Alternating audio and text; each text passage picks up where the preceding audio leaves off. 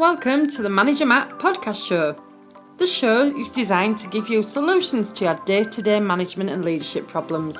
It's hosted by Matthew Haddock, a frontline manager and leader with over 25 years of experience. If you're ready, then let's get on with the show. Hi and welcome to the Manager Matt podcast show. Hope you're keeping safe and managing through your people to get the results you're judged on. Please, if you can do me a massive favour and rate the Manager Matt podcast show wherever you get your podcasts.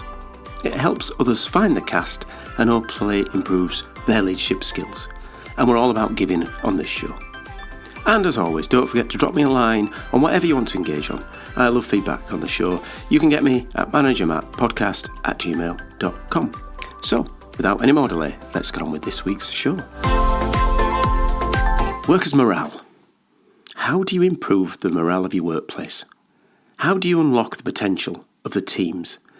And in this changing labour market, how do we attract and retain the best skilled team we can?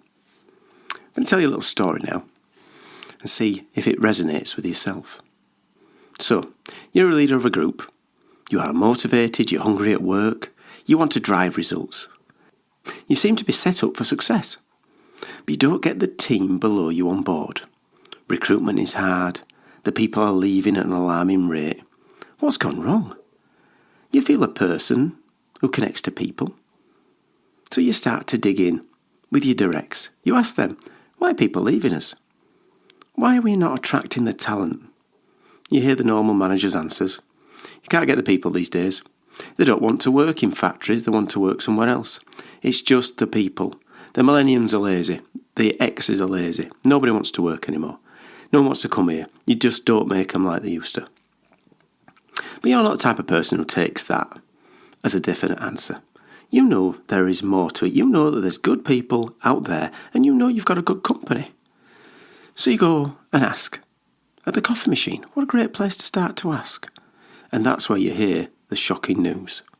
The morale in this place is crap, one of them says. And I can't wait to leave. Whoa, what a wrecking ball moment in your reality. But this might not be this might be an isolated incident. Someone might have an axe to grind. So, you walk to the smoking shed. That's always the best place to find things out. When you ask someone there, you get a more blunt answer about morale this time. Morale is shite. Yep, they say it right to your face. And it's worse than it's ever been. And I've been here years. Whoa. Shell shock moment. You go to your office and sit down and think, what do I do now? What's next? You know that a motivated workforce is the best. And you know a happy workforce will get you the results you need. But what can you do? Now, I know this is a bit of a story, but I'm sure that you've heard or saw those kind of things happening in your own organisation. You know that sometimes morale can be very subjective. And people can say they're down and not interested and have worked there 30 years and do a great job. So, as this is Manager Matt and not the storytelling story place, let's give you some actionable points to work around morale. First, you expect that there will be a problem. So what are you going to do to fix it? So first, what I'm saying is, if you expect there's a problem, you need to go out and find out what it is. And remember, just because it's you who's hearing this message doesn't mean it's always going to be you to fix it. And the second point is, you sometimes can't fix morale on your own. In fact, you're always going to need more people. Morale is a feeling, a sense. It can be influenced by the managers around them. It can be influenced around the traditions that people have on the site. It can be affected by small changes. Let's face it, COVID has been huge in the world, and that has affected morale. The way people have had to work has changed, and the fact that people haven't got the interactions have changed, and that can also affect people all the way down the organisations. And what people really stop at this point is they start to think, I can fix it. Managers think they can go out and it's fixable. I'm not saying it isn't fixable. I wouldn't be doing the cast if I didn't think it was fixable. But the problem is, you need to stop and start to think, what can we try and do to affect the morale? But it's not just you on your own. You need to get the people on board around you to understand the problem and then to face into what you can do. So being a practical kind of person, you need to form a team. You need to try to pull together a team that can address these issues and to give them some sort of term of reference. But what you do not need to at this point is fill this team with managers. Don't get every single office person and every single manager talking about morale, because you're only going to get one viewpoint. You need a wider lens. You need a number of people with different, diverse experiences and backgrounds from all the levels to come and engage on what morale is. Because you can't fix it on your own. You can only fix it with a team. And if you don't really know what the problems are, because you're only looking through your worldview, you're not going to fix it anyway. So get the team to come together with their views. And they need to be unfiltered and raw. And this is very hard to take. You're going to have to sometimes bite your lip, not jump into problem fixing mode. Actually just sit and absorb what the guys are saying. And even though you might think in the back of your mind using your values and your worldview that this is wrong, it's real to them. So be open to it. You need to take it on the chin.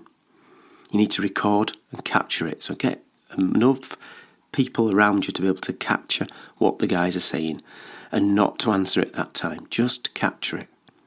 Make it clear what you're trying to do, but capture the ideas. And then, obviously being a guy like myself, I would then create a mind map. So be creative with that mind map. Get it out there, get it visual, put it on a big board that everyone can see, and get others to come around and put their points on there. Get them to write down what they think, because you're only interpreting what the guys think. Get them to come and look at your mind map and go, what do you see? Can you add to us? Expect the point of money to come up. It always does. But don't let you stop you there.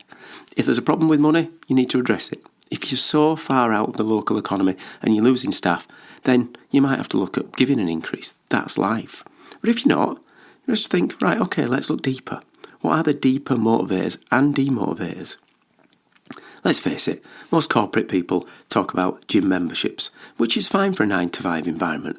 That might be a motivator for some. But let's face it, if you're doing a 12-hour manual job, do you really want to then go to the gym before or after work? I'd probably argue not. So what else is motivating them? What else is out there that can make a difference to them? Small things. Look for the small things. Look for those small wins. Sometimes, the actual demotivers can be things like the break times, the amount of time they get for the break, the actual type of coffee in the break room. Is it too hot or too cold where they work? Is the food and drink too expensive in the vending machines? And people get thanked. Basic things like, are they being thanked enough? Without thinking about spending thousands of pounds, are your leaders trained enough to be able to thank people for a good job? So things like that you need to look at. So just don't jump to the automatic things that everyone will want, gym membership and discounts at Costa. That sometimes is not what you're going to get. And this is where it starts to build. So you've got your team around you who are from all different areas, and you made it clear to them that you're not going to fix this problem on your own. You need them to fix it. So you need the team to be part of that solution, and you need them to go out and spread the word of what you're doing. You need them to become the positive advocates of what you're trying to do. And of course, do what you say you're going to do. Don't overcommit. You can't give a pay rise to everyone in the factory. If you want to give everyone £10,000 a year more, you're probably not going to have a business next week. So let's be realistic what we're going to do. And let the team be part of that solution and move from this idea of a leader subordinate to a more adult conversation. And of course, main thing with everything is go and see. Go check. Walk in their shoes. Do some time in the shop floor or on the sales floor or in your sales centres, and spend time with the guys and girls and make sure that they appreciate the fact that you want to make those changes for you. So that's some actions to improve morale.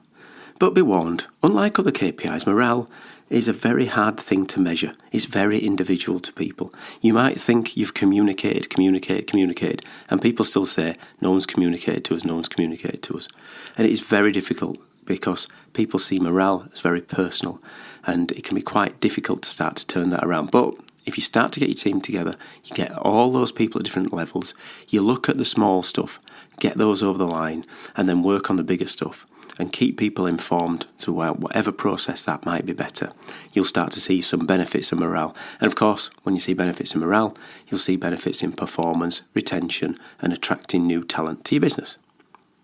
Well, thanks for listening to this week's show, and as always, I'm really keen to hear your feedback on what you've heard. So, good, bad, indifference, please drop me a line to managermattpodcast@gmail.com, answer all the emails you send me, and would love to engage on new topics or revisit some of the old ones I've gone through. And there's also the New Look website, which is www.managermatt.co.uk, and that's got some more information in there. Well, that's it for me this week. Thanks for listening and goodbye. Thank you so much for listening to this Manager Matt podcast. We hope you found it interesting, helpful and actionable. One last thing, please leave a quick review on iTunes or with your podcast provider, as it helps to spread the word of Manager Matt. If you haven't already done so, please subscribe to the podcast, and if you did like anything in particular, send an email to managermattpodcast@gmail.com or visit managermatt.co.uk for more content. Feedback is a gift, so let's keep giving. See you next week.